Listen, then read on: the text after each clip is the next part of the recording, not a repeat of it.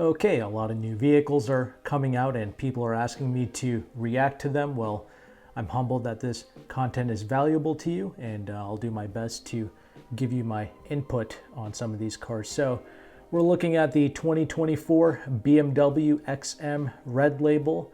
I'm sorry, not the Red Label, the Label Red. They switched the words around.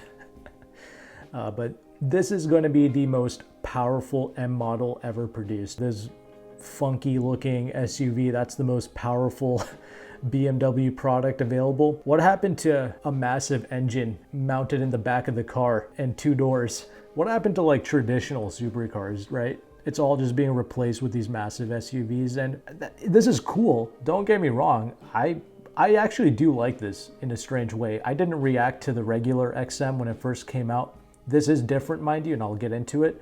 But just talking about the looks, I think it actually looks pretty decent.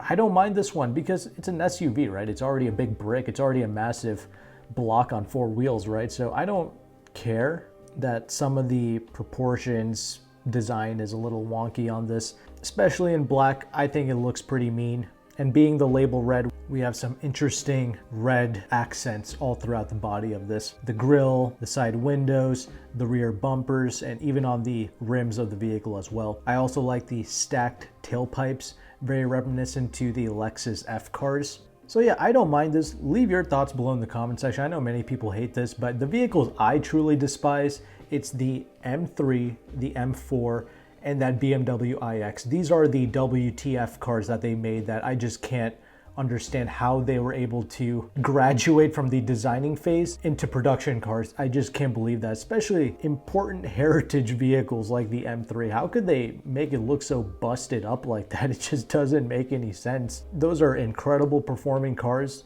Honestly, probably faster than this. You know, they're saying this vehicle, okay, this XM Label Red, it's gonna have 738 horsepower and 738 pounds-feet of torque. Okay, this is all achieved with a twin turbocharged 4.4 liter V8 engine that we've seen multiple times, but it's made it to that electric motor, a 19.2 kilowatt hour battery pack, right? So this is a plug-in hybrid SUV, okay?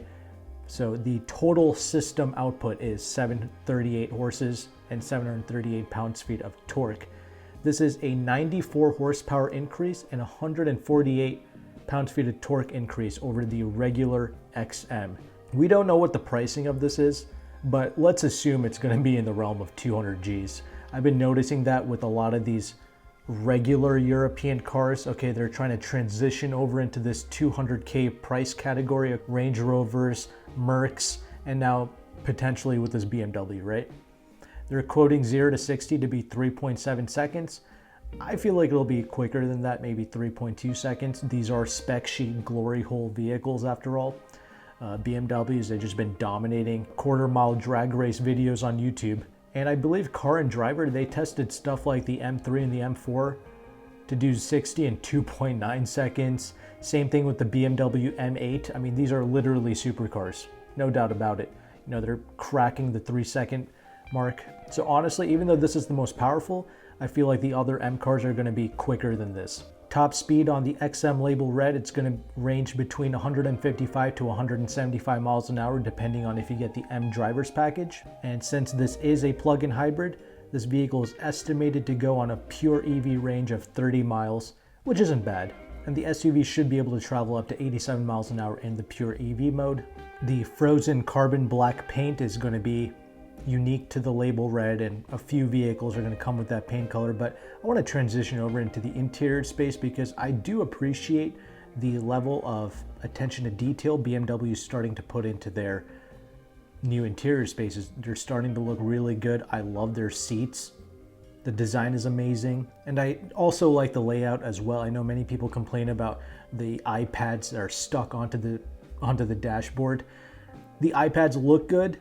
They function pretty good, quick to respond. The only thing I don't like about the new iDrive 8 setup is the climate control. I hate how it's buried completely into that touchscreen. That's pretty distracting. I don't like it. It's inconvenient to use while you're driving. And no, I don't like to use voice command features.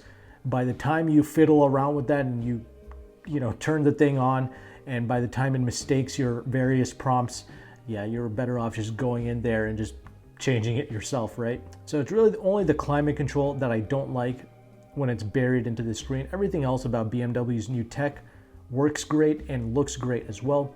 Same thing with the center console styling. All of that is amazing. Ergonomics are pretty good, and this 2024 XM label red, it's supposed to begin production in August of 2023, apparently. I don't really care about this label red. I feel like this will be a $180, maybe even a $200,000 product. I'm curious to see how the regular XM is going to start to lease out. Hopefully we see decent deals on it.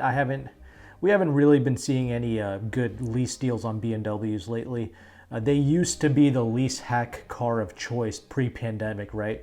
$300 3 Series cars, right? Some guy even got a $400 a month BMW i8 pre-pandemic. So it's nuts what was possible back then. Now I don't really care about BMW anymore. This is as expensive as the other vehicles that it's competing with now. AKA, now you have to really be rich in order to be able to afford this stuff. And I'm sure it's going to drive and handle great. The only thing I'm concerned about is going to be the ride quality. BMW sometimes just goes nuts with the ride quality on some of their M products. I hope this is somewhat compliant. And mainly, it's the price, right? I don't like how these regular car companies are getting into that 200K mark. At this point, I'd rather just buy certified pre-owned Lamborghini trucks and Bentley Bentegas, or even moving into the Ferrari brand at this point. I have no real interest in paying $200,000 for Benzes and BMWs and Audis. I would rather graduate to the real exotic car brands at this point. But that's just my thoughts. Leave yours down below, and hopefully you found value with the video. I'll have the next video on the end screen here. Click on it and I will see you there.